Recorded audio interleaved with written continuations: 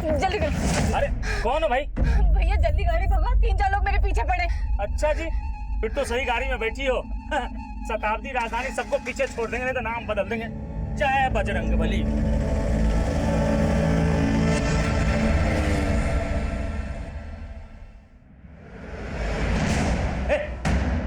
मेरे भाई की लाश कहाँ है?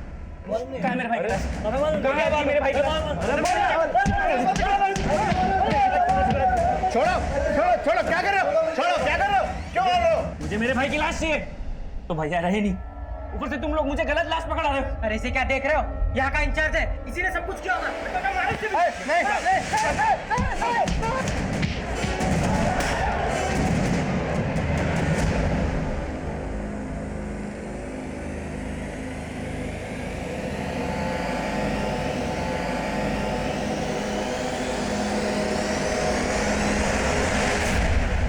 सही में गुंडा लोग ने पगलेठी होगा। बताइए, इतनी सुंदर लड़की को मारना चाहता था। अरे जिस पे जान लुटाना चाहिए उसको मारना चाहता है। बताइए, धरती पे ऐसा पगलेट मिलेगा कहीं?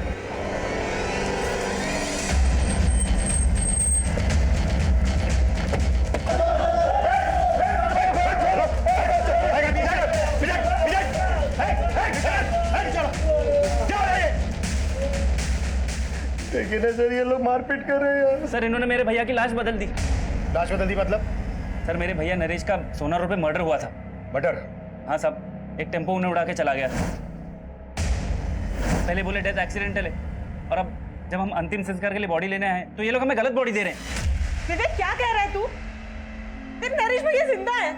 आप कौन? सर, ये मेरी भाभी है, नरेश भैया की बीवी। पर ये तो बोल रही है कि नरेश जिंदा है और तुम बोल रहे हो सर, इनकी दिमागी हालत ठीक नहीं है। भाभी आप घर जाइए, मैं यहाँ सब निपटा के आता हूँ। एक मिनट, आपको जो भी कहना है कहिए।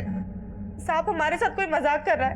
वो लाश नरेश जी की थी नहीं, तो हम कैसे मान लें कि वो मर गए हैं? सर, ये शिनाख्त के लिए नहीं गई थी। सोना पुलिस ने नरेश भैया की बॉडी मुझे दिखाई थी। भाभी ने उनकी बॉडी तब देखी जब हम उन्हें अंतिम संस्कार के लिए ले जाने आए। गलत बॉडी देख के भाभी को लग रहा है नरेश भैया जिंदा है। पर तू तो कह रहा है कि तेरे भैया का एक्सीडेंट नहीं हुआ था, मर्डर हुआ। किसी पर शक जताया था?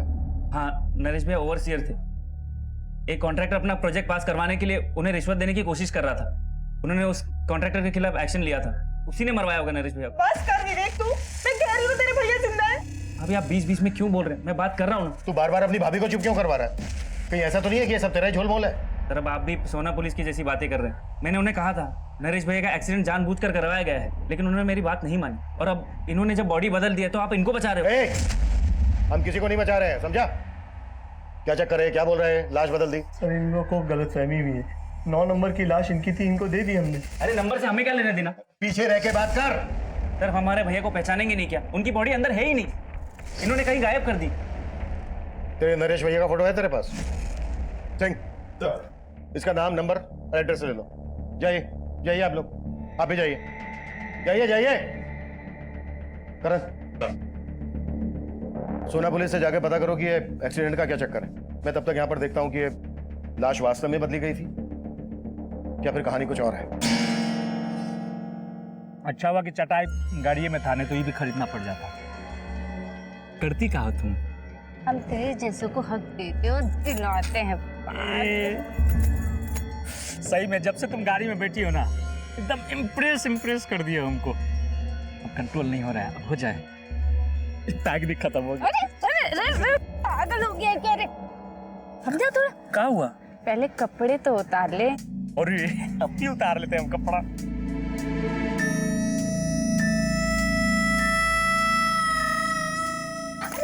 तो अब क्या हुआ? मुझे भी तो कपड़े उतारने दे। और ये तो जल्दी उतारो ना। जल्दी उतारो, जल्दी उतारो। अरे कपड़ा लेके कहाँ जा रही हो? ले आ साले, बहुत हक चाहिए था ना तुझे। अब देखी तुझे हक, कुत्ता कमीना कहीं का। मेरी इज्जत लूटना चाहता था तू, मेरी इज्जत। लूट कहाँ रहे थे? हक तो तुम ही दे रही थी ना, हम मांगने गए थे हक। अब आ बाहर कमीना तू। ले कमीना कुत्ता कहीं का साला। साला क्वार्टर पी के चली गई है।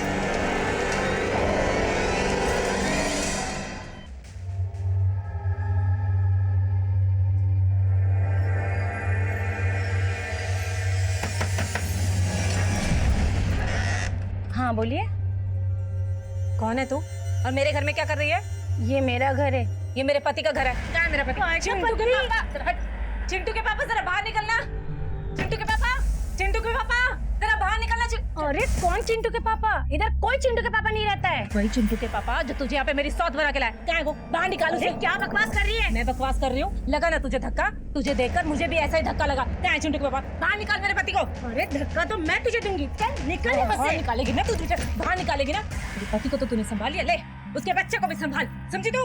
अरे एक लेकर जा तेरे बच्चे को। हुआ क्या? वो तो आप बताएंगे। ये कैरी के लिए आपकी बीवी है और ये बच्चा आपका है। नहीं नहीं नहीं नहीं नहीं बहन जी, मैं इनकी बात नहीं कर रही थी। मैं तो अपने पति किशोर की बात कर रही थी। वो क्या है कि 6 महीने पहले मैं अपने पति के साथ यहाँ रहती थी। अब देखिए बहन जी, मुझे पता नहीं आप कौन से किशोर की बात कर रही हैं, लेकिन हम लोग यहाँ 3 महीने पहले किराए पर रहने के लिए आए हैं और हो सकता है आपके पति यहाँ पे हमसे पहले किराए पर रहते होंगे। मुझसे गलती हो गई, मुझे माफ कर दीजिए। चल चिंटू। सर मैंने सोना पुलिस से बात की थी। सोना पुलिस को जो लाश सोना रोड पे मिली थी वो इसकी थी। लाश का चेहरा बुरी तरह से कुचला हुआ है, देखकर पहचान करना मुश्किल है। और विवेक बोल रहा है कि उसने शनाख्त की थी। सर सोना पुलिस ने वहां के लोगों से पूछताछ की तो सामने आया कि एक्सीडेंट नरेश का ही हुआ था और वो ने एक्सीडेंट नहीं बल्कि सुसाइड लग रहा था। सुसाइड?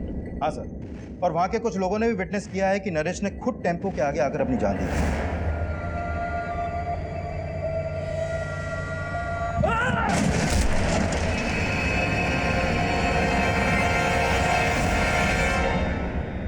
एक तरफ सोना पुलिस को कई ऐसे आई विटनेस मिले थे जिन्होंने नरेश को सुसाइड करते हुए देखा था, वहीं दूसरी तरफ नरेश का छोटा भाई विवेक बोल रहा था कि नरेश का मर्डर हुआ था और नरेश की पत्नी मालती का मानना था कि नरेश मरा ही नहीं, जिंदा है।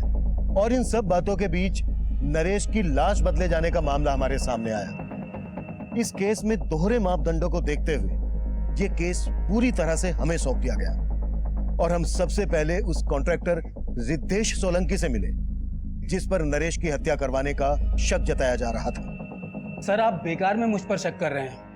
नरेश की मौत से मेरा कोई लेना देना नहीं है। हमने पता किया है, तुमने नरेश को रिश्वत ऑफर की थी अपना प्रोजेक्ट पास करवाने के लिए। सर हर कॉन्ट्रैक्टर ऐसा नहीं होता है। आप पहले नरेश के बारे में पता तो कीजिए। वो दिमाग से खिसका हुआ है, दिमाग की बीमारी की दवाई भी लेता था। अच्छा सर मैं झूठ नहीं बोल रहा हूँ, गुस्सा तो उसकी नाक पे चढ़ा रहता था और मैंने तो बस मिठाई का डब्बा उसको भेजा था।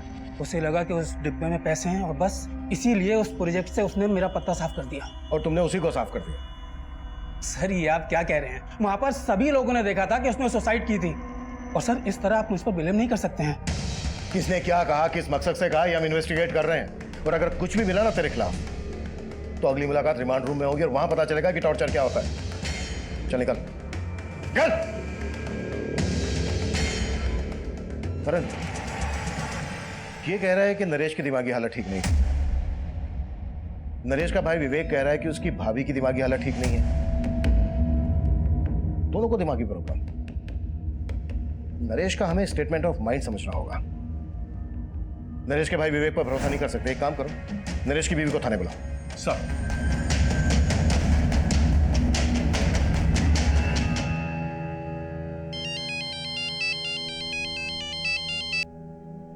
हाँ दिनेश बोलो। दी तुम अब तक गाँव नहीं आई वापस? नहीं दिनेश, जब तक किशोर जी का पता नहीं लग जाता हम गांव नहीं आएंगे वापस। अरे दीदी कोई फायदा नहीं है वहाँ रुकने का, जीजा जी अब मिलने वाले नहीं है। क्यों क्यों नहीं मिलने वाले? अरे दीदी उनने अपना पता बदल दिया और तुम्हें बताया तक नहीं। अब कैसे उन पर भरोसा कर सकती हो? मैं बोल रहा हूँ वो तुम्हें धोखा देके गायब हो गए। अब वहाँ भटकने का कोई फायदा नहीं है, चुपचाप गाँव वापस लौट आओ। देखो दिनेश, हम गांव वापस नहीं आएंगे और वैसे भी जहाँ किशोर जी काम करते हैं उस फैक्ट्री का हमें पता चल गया। हम वहीं जा रहे हैं उनके पास। दीदी हेलो मम्मी मुझे भूख लग रही है।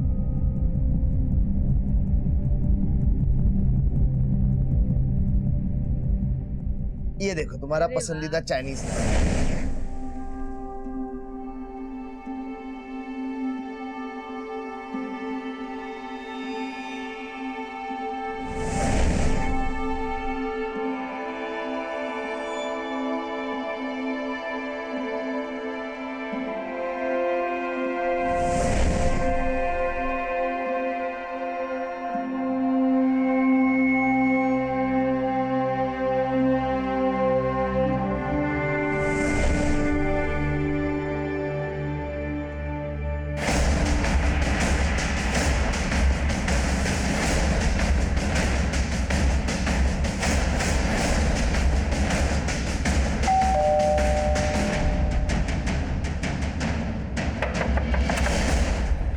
खोलने में इतनी देर क्यों लगा दी? वो मैं कपड़े धो रहा था, लेकिन आप यहाँ? नरेश भाई की लाश मिली आपको? भाभी कहाँ है तुम्हारी?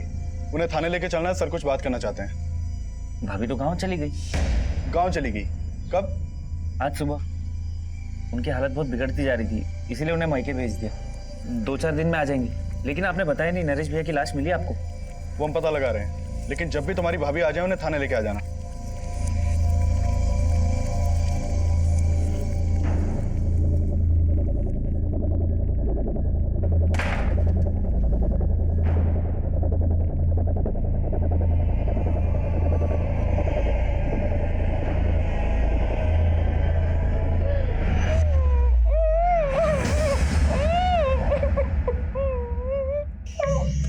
ज्यादा आवाज निकालने की कोशिश मत करो, वरना भैया की तरह आपके भी प्राण निकल जाएंगे।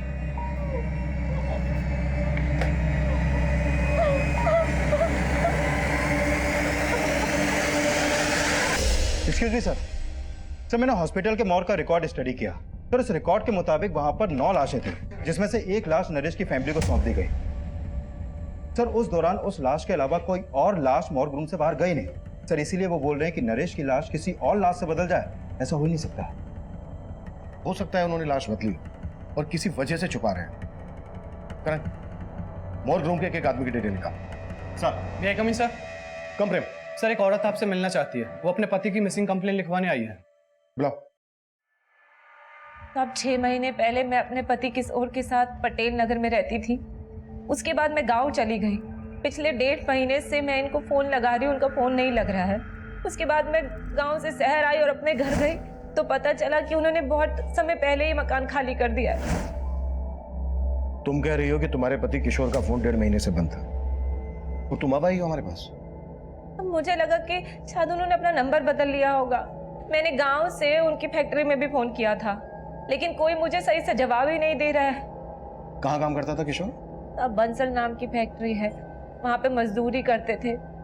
गांव से शहर आने के बाद मैं उनकी फैक्ट्री में भी गई थी। वहाँ के चौकीदार ने बोला कि किशोर जी अब यहाँ नौकरी नहीं करते। उन्होंने 6 महीने पहले ही यहाँ से नौकरी छोड़ दी थी। लेकिन साहब मुझे ना शक हो रहा है उनकी फैक्ट्री वालों पे कि वो मुझसे कुछ छिपा रहे हैं, कुछ तो झूठ बोल रहे हैं वो मुझसे। तुम्हें ऐसा क्यों लग रहा है कि फैक्ट्री वाले झूठ बोल रहे हैं? क्योंकि साहब किशोर जी हर महीने गाँव में पैसे भिजवाते थे।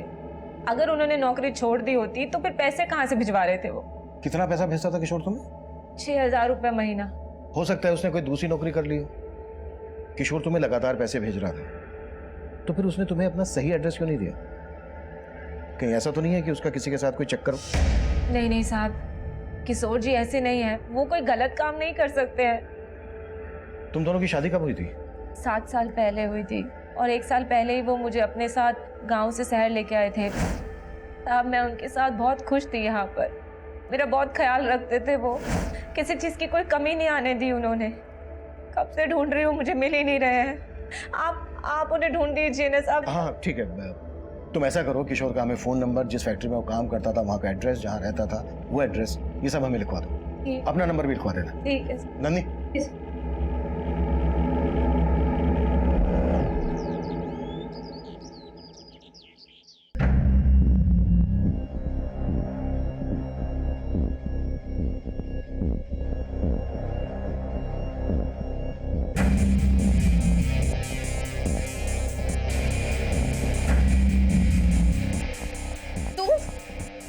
तू यहाँ क्या कर रही है? चल निकल यहाँ से। अरे कहा हुआ खुशबू, काय शोर मचा रही हो?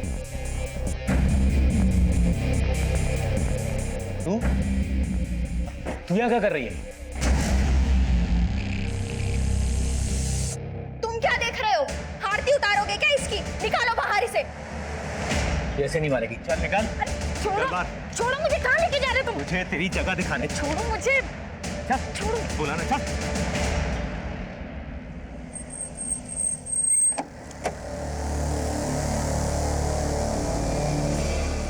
बंसल। जी, किशोर 6 महीने पहले तक मेरी फैक्ट्री में काम करता था, लेकिन फिर अचानक उसने काम छोड़ दिया। यहाँ से काम छोड़ने के बाद उसने कहाँ पर काम किया? अब ये तो मुझे पता नहीं, पर हाँ मेरे मैनेजर ने बताया कि वो अपनी आखिरी महीने की तनख्वाह भी लेकर नहीं गया। कितनी तनख्वाह थी उसकी? यही 6,000 रुपये, बाकी लेबर की तरह। 6,000 रुपए। इतने ही पैसे हर महीने वो अपनी बीवी को भेजता था, फिर अपना खर्चा कैसे चलाता होगा? तो वो बहुत जुगाड़ी आदमी था।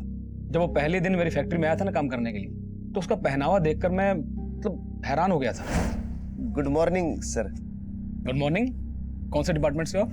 सेठ जी, हम किशोर, आपका नया वर्कर, आज ही से ज्वाइन किया हूँ। मैं तो सोच रहा था कि मेरे मैनेजर ने उसे किसी दूसरे डिपार्टमेंट में रखा होगा, पर बाद में पता चला कि उसे काम की काफी जरूरत थी, तो वो यहाँ मजदूरी करने को भी तैयार हो गया। और थोड़े दिनों बाद उसने मेरी फैक्ट्री के साथ साथ दूसरी फैक्ट्रीज में लेबर सप्लाई का काम भी शुरू कर दिया। यहाँ किसी के साथ उसका कोई लड़ाई झगड़ा हुआ था? जी हाँ, लड़ाई तो हुई थी। एक पाठक नाम का आदमी था जो पहले मेरी और दूसरी फैक्ट्रीज में लेबर सप्लाई का काम करता था, पर जब से ये किशोर इस धंधे में कूदा तो पाठक का काम बैठ गया। तूने मेरे धंधे में हाथ डाल के अच्छा नहीं किया। अपना बोरिया बिस्तर उठा के जा, वरना मैं तेरी वरना क्या कर लेगा रे? क्या कर लेगा? चल निकल यहाँ से। मैं अभी नहीं डरता तेरी धमकियों से, समझा ना? तेरी ये मजाल देख, मैं तेरे को बताता। अबे चाकू ऐसे नहीं, ऐसे खोलते हैं। अब चला के दिखाओ कैसे चलाना है, दिखाओगे चला के? किशोर, पाठक, क्या हो रहा है पर? हाँ? सर, मैंने तो किशोर को बोला भी था कि वो पुलिस में कंप्लेन कर दे, पर उसने कोई एक्शन ही नहीं लिया। तो आपको लगता है पाठक किशोर के साथ कुछ कर सकता है? अब सर, मैं तो इसके बारे में कुछ बता नहीं सकता, ये तो आप पता कीजिए। पर सर, किशोर का इस तरह से गायब होना मुझे कुछ ठीक नहीं लग रहा है। ठीक है सर, इस बंसल की बातें भी कुछ अटपटी सी लग रही हैं। कहीं हमसे कुछ छुपा तो नहीं रहा? पता करो इसके बारे में, और फैक्ट्री के दूसरे स्टाफ से भी बात करो, और बंसल जिसका नाम ले रहा है पाठक, उससे भी मिलो। सर,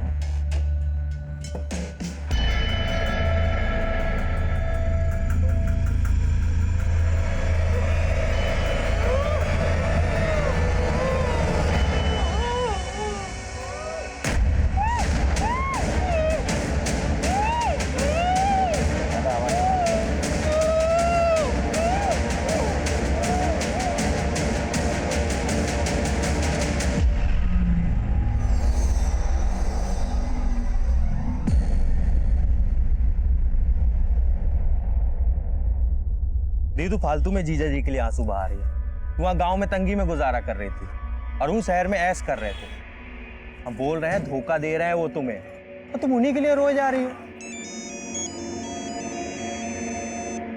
पुलिस स्टेशन से फोन है, लगता है किशोर जी के बारे में पता चल गया है।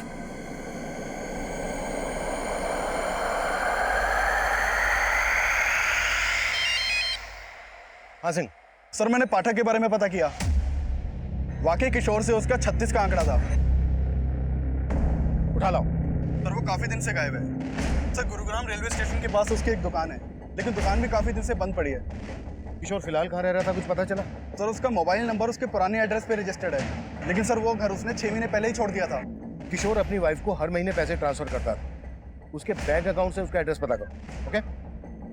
जय हिंद सर। जय हिंद। सर मैंने किशोर की बीवी से बात की। वो पाठक के काम से जुड़ी कोई भी बात नहीं जानती है। नरेश की बीवी आने वाली थी, कब आ रही है? हाँ सर, विवेक ने बोला तो था कि वो कल गांव से आने वाली है। और सर इस मॉग इंचार्ज के बारे में भी कई बातें पता चली हैं। जैसे? उसके कॉल रिकॉर्ड में एक सस्पिशियस नंबर मिला है जो कई दिनों से बंद है। किसका नंबर है? सर वो नंबर इस महेश नाम के लड़के का है। इसके घर में भी ताला लगा है। और सर मैंने इस मॉग इंचार्ज के घर पे भी नजर रखवाई थी। सर इसका लिविंग स्टैंडर्ड काफी हाई है। जितनी आमदनी नहीं है उससे ज्यादा तो खर्चे हैं इसके। मैंने भी नोटिस किया था, काफी महंगा स्मार्टफोन था उसके हाथ में, वॉच, चेन सब पहने थे। एक मॉर्ग इंचार्ज के पास इतना पैसा, कुछ तो है जो ठीक नहीं है। करण, उठा लो और तोड़ो। सब बोल दो सब बोल दो साहब। दरअसल मैं लाश बेचने का धंधा करता हूँ साहब। जो लावारिस लाश मेरे मॉर्ग में आती है, जिनकी शिनाख्त नहीं होती, सरकार हमें उनके क्रियाक्रम करने के 5,000 रुपए देती। वो पैसे मैं जेब में रख लेता हूँ और लाश बेच देता हूँ साहब। किनको बेचता वो लाश? प्राइवेट मेडिकल कॉलेजेस को साहब। वो रिसर्च करने के लिए लाश खरीद लेते हैं। ये नरेश की लाश कहाँ है? वो गलती से मेडिकल कॉलेज चली गई, वहाँ दूसरी लाश जानी थी। कौन सी लाश? महेश नाम का एक लड़का है जो मुझे वो लाश सप्लाई करता है जिनका कोई रिकॉर्ड नहीं होता। कुछ दिनों पहले उसे एक लाश मिली थी जिसे मैंने 10,000 रुपए में खरीदा। महेश का मिलेगा अभी? सर वो पता नहीं, जब से उसे इन सब का पता चला है तब से वो गायब हो गया सब। हॉस्पिटल चल के वो लाश हमें दिखा अभी। और हाँ, उस मेडिकल कॉलेज का नाम क्या है?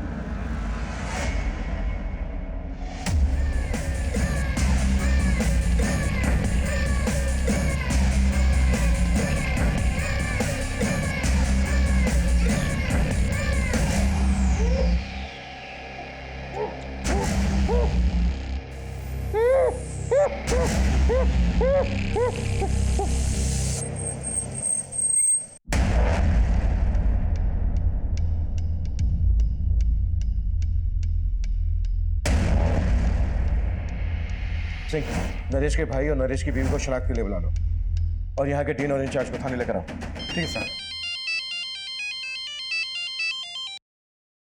हाँ करण। सर, महेश ने जो लाश मॉर्ग इंचार्ज को दी थी मैंने उसको देखा अभी, तो मुझे लग रहा है ये लाश शायद किशोर की हो सकती है। व्हाट? सर बस मुझे लग रहा है, आई एम नॉट श्योर, क्योंकि इस लाश का चेहरा भी बुरी तरह बिगड़ा हुआ है, लेकिन इसकी कद काठी कुछ कुछ किशोर से मिलती है। तुरंत बायोमेट्रिक करके पता करो। और किशोर जहाँ रह रहा था पता चला? हाँ सर, उसका एक दूसरा एड्रेस मिला बैंक से। ठीक है, उसके एड्रेस पे जाके देखते हैं। मुझे एड्रेस मैसेज करो। सर, नरेश के भाई के नंबर पे कॉल किया, उसका नंबर नहीं लग रहा है। नरेश का भाई बोल रहा था कि उसकी भाभी गांव से आकर हमसे मिलने वाली थी, वो भी नहीं आई।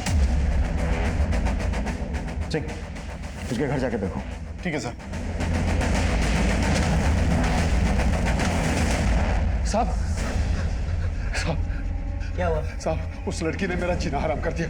कौन लड़की? साहब, उसने मेरे घर से गहने जेवर सब चुरा लिए और मुझे बांध के भाग गई। अरे वो तो ठीक है, लेकिन ये बताओ कौन है वो लड़की? वो इनकी बेटी है सर, और वो कोई नहीं, वो मैं हूं। ये रहे वो गहने जो मैंने अपने ही घर से चुराए।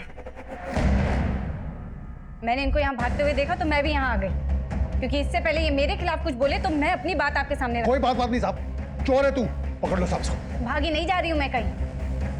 सर पहले आप मेरी बात सुन लीजिए, अगर फिर भी लगे कि मैं गलत हूँ तो कर देना मुझे अंदर। ठीक है, बोलो।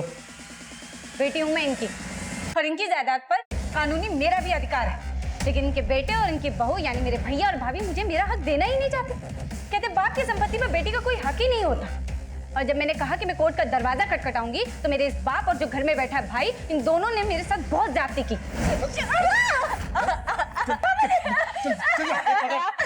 ये ना ऐसे नहीं मानेगी, रुक। कर देगी ना साइन, करेगी ना। खोल खोल मुट्ठी, नहीं तो मैं तेरा हाथ ही काट डालूंगी आज। और जब मैंने कोर्ट जाने की बात की तो इन लोगों ने जबरदस्ती कागज पे मेरा अंगूठा लगवा लिया। देख संध्या, तू सही नहीं कर रही है। और तुम ठीक कर रहे हो। देखो, तुम किसी से जबरदस्ती नहीं कर सकते। तुम्हारे घर का मामला है, शांति से सुलझा लो, क्योंकि अगर हमने दखल दिया ना तो बहुत दिक्कत होगी तुम्हें, समझे?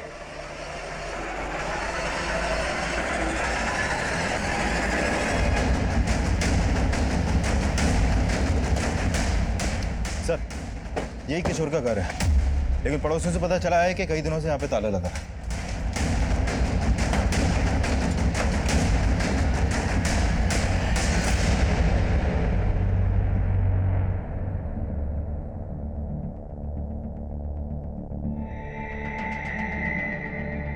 हाँ ठीक है, थैंक यू।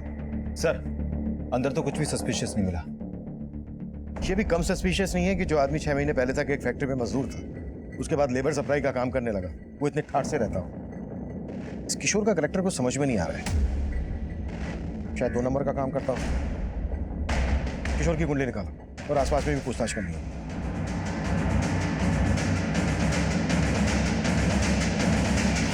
सर, किशोर क्या करता था ये तो नहीं मालूम मुझे, लेकिन काफी धाकड़ आदमी था। लोग महंगी महंगी गाड़ियों से आते थे यहाँ। किशोर के साथ यहाँ कोई और भी रहता था? फिलहाल तो वो अकेला रहता है, लेकिन कुछ टाइम पहले उसकी बीबी भी यहीं रहती थी।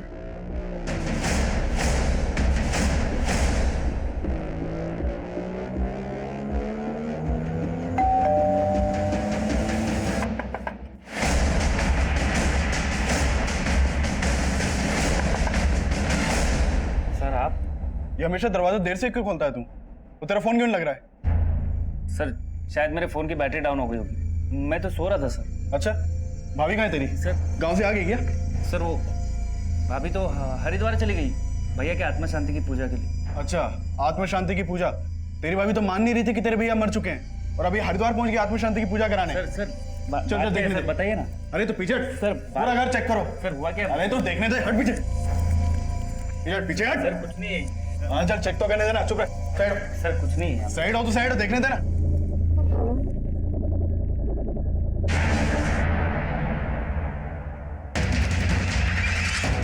मालती, नंदिनी, जल्दी आओ। पकड़ इसको।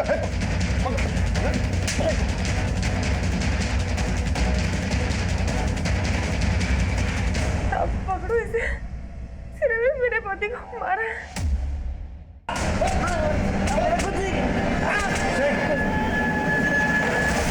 सर मैं सच बोल रहा हूँ, मैंने चल बोल। कुछ नहीं किया साहब। कुछ नहीं किया? साहब मैंने कुछ नहीं किया साहब, मैंने कुछ नहीं किया। सिंह, उल्टा लटकाओ इसको। साहब साहब रुको साहब, साहब बता रहा हूँ, सच बता रहा हूँ साहब। चल बोल। अब मैंने सच्ची अपने नरेश भैया को नहीं मारा, लेकिन हाँ उनकी मौत के बाद उनकी जायदाद का लालच हो गया था मुझे। लेकिन मौज वालों ने गलत बॉडी दे दी। मैं तो वो लाश लेके भी चला देता, लेकिन भाभी बोलने लगी वो लाश नरेश भैया की नहीं है। लेकिन तूने अपनी भाभी को किस मकसद से बंधक बना के रखा था? अब भाभी पहले से ही पागल थी, और उस दिन के तमाशे के बाद मेरा दिमाग खराब हो गया था। मैंने सोचा उन्हें दवा दे के पूरा पागल कर दूं और खुद अकेले सारी संपत्ति का मालिक बन जाऊं। हो सकता है इसी मकसद के लिए तूने अपने भाई का एक्सीडेंट करवाया हो। नहीं साहब, इसमें मेरा कोई हाथ नहीं। मेरा यकीन कीजिए, मैंने अपने भैया को नहीं मारा।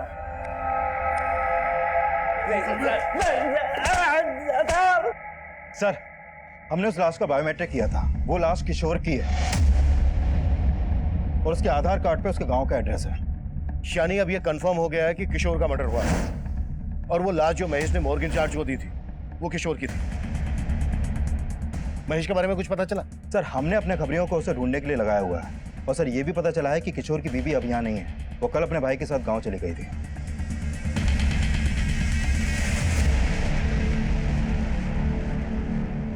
दीदी, खैर जो हुआ सो हुआ, भूल जाओ।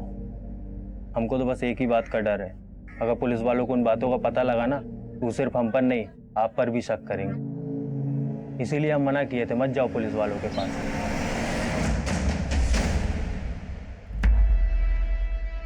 अरे अरे, कौन हो तुम लोग और अंदर कैसे घुसे चले आ रहे हो? अरे भाभी जी, इन्हें मैंने बुलवाया है।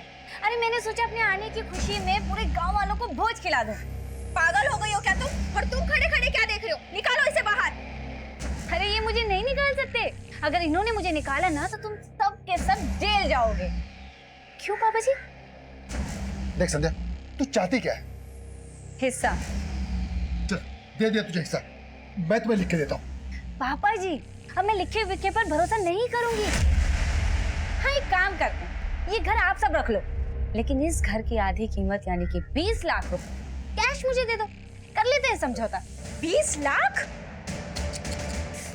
भाभी जी, अगर 20 लाख नहीं दिए ना तो कोर्ट कचहरी पुलिस ये सब। पापा जी, भाभी जी तो नहीं समझ रहे, लेकिन आप तो समझ रहे हैं ना।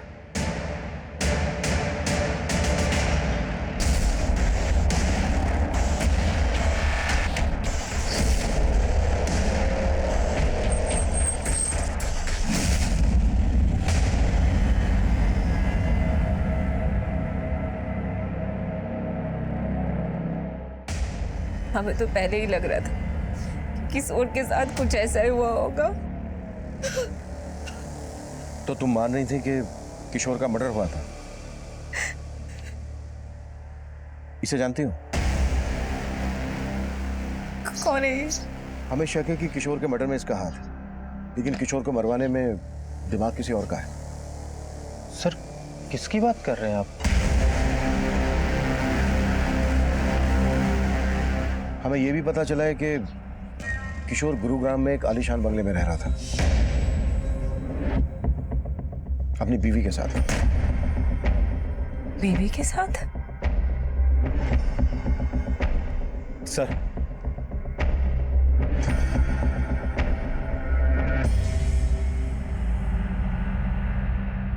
सर एक किशोर के बचपन का दोस्त है। इसने बताया है कि ललिता से शादी करने से 6 महीने पहले ही किशोर की किसी और लड़की से भी शादी हुई थी। हाँ साहब, वो उसके भाई किशोर से काफी नफरत पाल के बैठा था, तब उनके बीच में काफी मारपीट भी हुई। वो लड़की और उसका भाई अब कहाँ रहते हैं?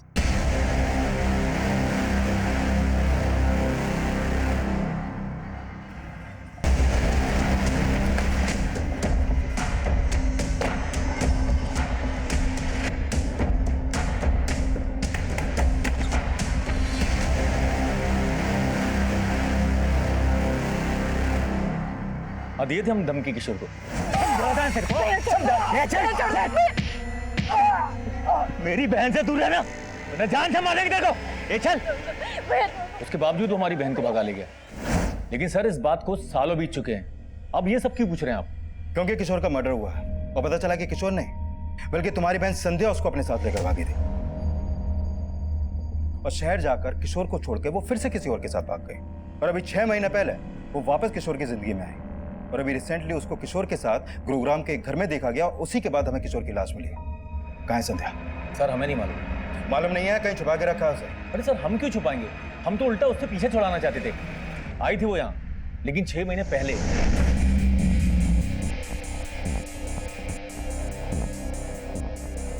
और आकर हमें ही चूना लगा गई। ये घर आप सब रख लो, लेकिन इस घर की आधी कीमत यानी कि 20 लाख रुपए कैश मुझे दे दो। ये लो। थैंक यू पापा जी। नाराज हो, कोई बात। भाभी आप मेरी नजर उतारने वाली थी ना? हाथ कीजिए, ये लो मेरे नाम पे भोज खा लेना। संध्या यहाँ से कहाँ गई थी? जी सर हमें कुछ नहीं मालूम और हम मालूम भी नहीं करना चाहते वो कहाँ है। आपको उसके साथ जो करना है आप कीजिए।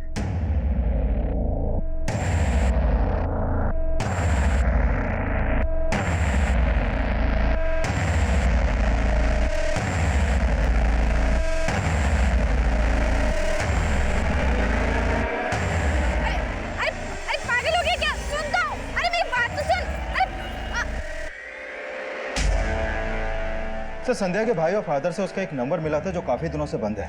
हो सकता है उसने कोई नया नंबर ले लिया हो, और अगर उसने कोई नया नंबर लिया है तो किसी ना किसी सर्विस प्रोवाइडर को उसने अपना आईडी दिया होगा। करण, टेलीकॉम कंपनी को संध्या का अपडेट भेजो, शायद उसका कोई दूसरा नंबर सामने आ जाए। Right sir. किशोर की पहली पत्नी संध्या किशोर मर्डर केस में प्राइम सस्पेक्ट बनकर सामने आई, लेकिन किशोर के काम से जुड़े कई ऐसे सवाल थे जिनका जवाब हमें अभी भी नहीं मिला था। और किशोर का वो घर जो किशोर की हैसियत से काफी आलीशान था, उस घर में संध्या ही किशोर की पत्नी बनकर रह रही थी। लेकिन गांव वालों के बयान के मुताबिक संध्या ने किशोर को कई साल पहले ही छोड़ दिया था। ललिता के रहते संध्या का किशोर की जिंदगी में वापस आना, कहीं ना कहीं ललिता और उसके भाई दिनेश का इसमें किशोर को मारने का मोटिव तो नजर आ रहा था। लेकिन इतना भी साफ था कि किशोर की लाश उस मॉर्ग इंचार्ज को महेश नाम के एक लड़के ने बेची थी। और पाठक के गायब होने का रहस्य भी हमारी समझ में नहीं आ रहा था। हमने पाठक, महेश और संध्या को ढूंढने के लिए अपना खबरी नेटवर्क एक्टिव कर दिया और हमें जल्द ही महेश के सोनीपत में छुपे होने की टिप मिली।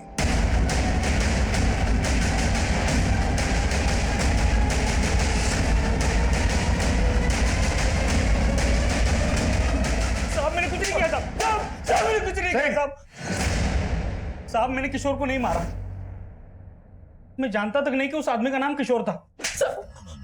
यकीन मानिए साहब, मुझे उसकी लाश मिल गई थी जो मैंने मॉर्ग इंचार्ज को भेज दी बस। कहाँ मिली थी लाश? साहब करीब 20-25 दिन पहले एक टेम्पो वाले को लाश फेंकते हुए देखा था मैंने।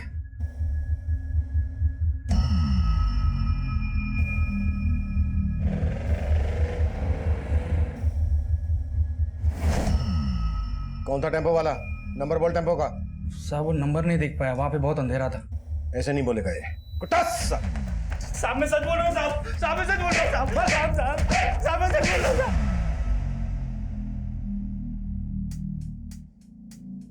साले सब कमीने निकले। एक तो ये सच्चा मर्द निकला जिसने मुझे धोखा नहीं दिया। लेकिन तुम बहुत दी यार, साला बीच जंगल में नंगा करके भाग गए।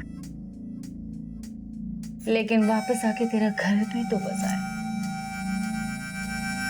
हाँ ठीक है, फाइल तैयार करो। ओके सर, एक मोबाइल सर्विस प्रोवाइडर ने संध्या के नाम एक नंबर अलॉट किया था। वो नंबर अभी सोनीपत में एक्टिव है।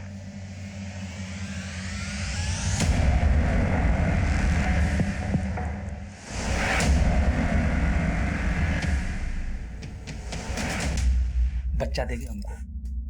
बोलना कितने बच्चे चाहिए तुझे?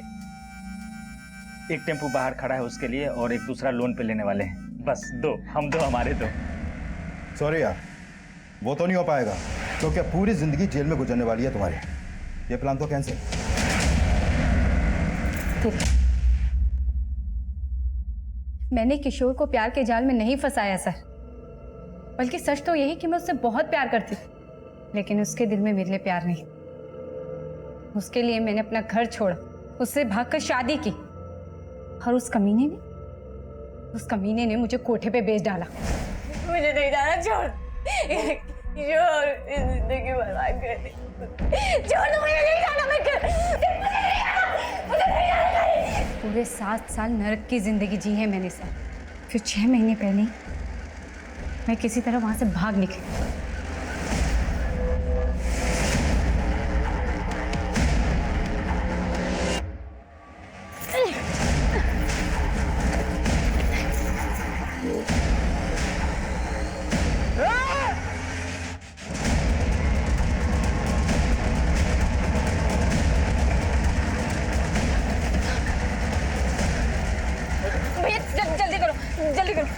पूरी जिंदगी धोखे खाए हैं मैंने, लेकिन जीतू ने, उसने मुझे नई जिंदगी दी।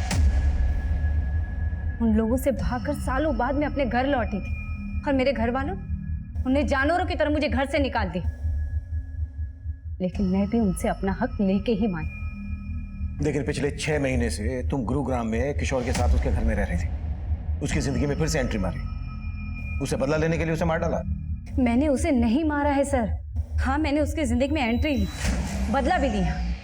उसने मुझे बेचा था, मैंने भी उस कमीने को 10 लाख में बेच डाला। बेच डाला? किसे बेच डाला? हाँ, मैं उससे बदला लेना चाहती थी, इसीलिए झूठ के सहारे मैंने उसकी जिंदगी में एंट्री मारी।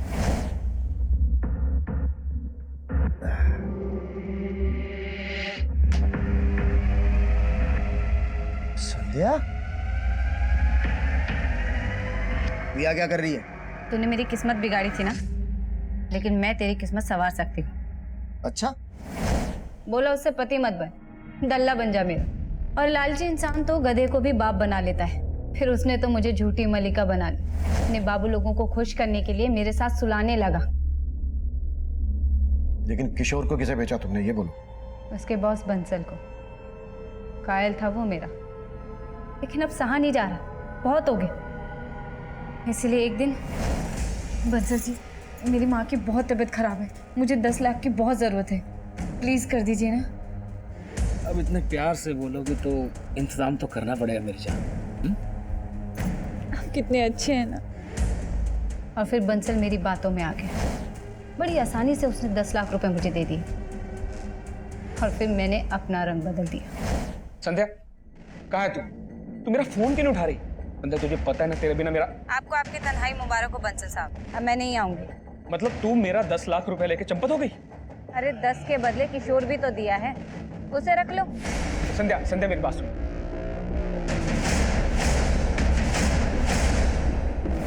मुझे नहीं पता कि किशोर के साथ बंसल ने क्या किया।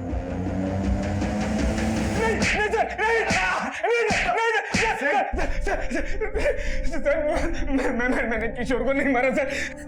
अच्छा? सर, उसकी बीवी मेरे 10 लाख रुपए लेके भाग गई थी सर, तो मैंने उसे अपना कुत्ता बना लिया था सर।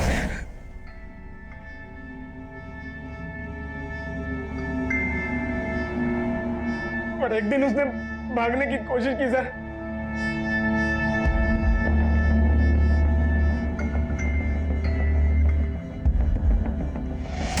किशोर, किशोर,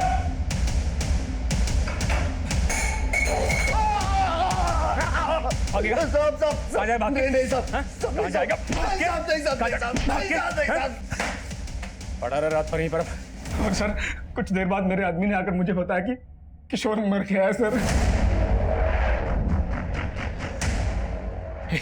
नाम देखो, लग जा। और उसके बाद मैंने अपने एक और आदमी की मदद से किशोर का चेहरा खराब करवाया, और सर टेम्पो से उसे कहीं दूर डंप करवा दिया सर।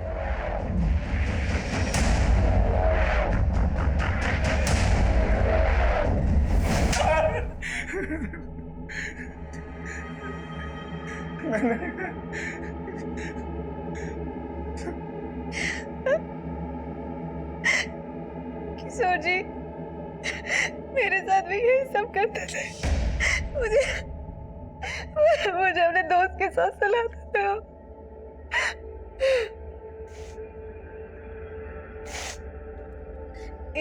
इन सब चीजों से थक कर मैं शहर से गांव भाग गई थी। ये बात तुमने हमें पहले क्यों नहीं बताई? मैं आपको बताना चाहती थी, फिर मैंने सोचा कि एक बार मुझे किशोर जी का पता चल जाए कि वो गायब कहाँ है। किशोर के चरित्र से जुड़ी बातें जो हमारे सामने आई, उस लिहाज से वो कभी भी किसी की भी नफरत का शिकार बन सकता था। वो जो करता आ रहा था वो पूरी तरह से गैर कानूनी था, अनैतिक था। उसके द्वारा किए जा रहे अपराध हर मोड़ पर दस्तक दे रहे थे, लेकिन ललिता ने इन दस्तक को पूरी तरह से नजरअंदाज किया। वहीं दूसरी तरफ संध्या ने उसकी असलियत हमें बताने के बजाय खुद बदला लेने का फैसला किया, और अंजाम ये हुआ कि वो इस केस की विक्टिम होने के बावजूद अपनी जिंदगी को अपराध के रंग में रंग बैठी। अब मैं सीनियर इंस्पेक्टर अभिमन्यु जिंदल आप लोगों से विदा लेता हूं। आपसे फिर मुलाकात होगी एक नए केस के साथ। देखते रहिए क्राइम पेट्रोल दस्तक। मकसद बताना नहीं, बचाना है।